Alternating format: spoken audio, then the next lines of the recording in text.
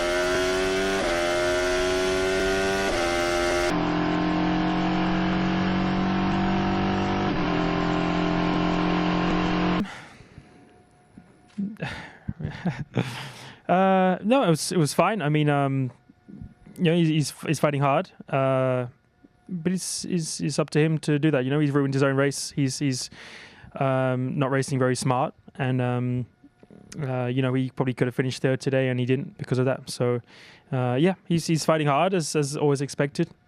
But that's the way it is. Yeah, it's the way it is with Max. You know, it's crash or don't pass, and There was a sigh and a smile from you because it was hard fought for today. You had to pass Max on track again, which is proving difficult for others. Do you think you have a better handle on how to get past him than others now? Do you think you understand what he might do or anticipate it better?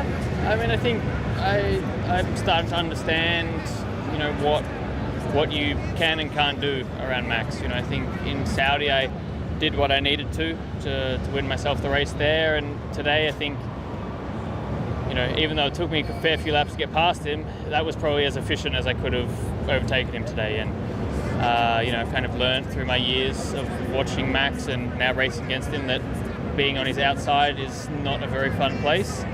And yeah, I had to try something different.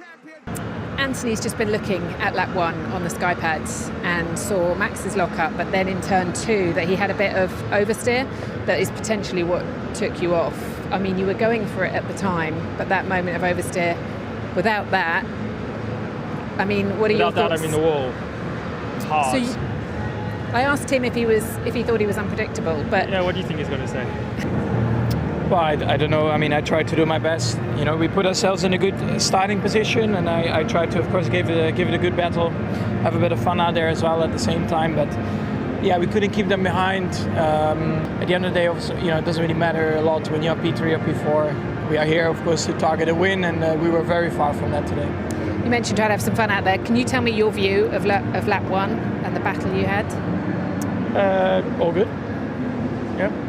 That's my view. Yeah. Do you think you're predictable to other drivers or unpredictable? Is there a... Why? Is that a problem? No, I'm not saying that. I'm asking. I think you're trying to defend and you're trying to do whatever it takes to stay ahead, right? Like everyone else. Yeah. So how do you deal with it then? Obviously, Oscar did manage... Qualify ahead.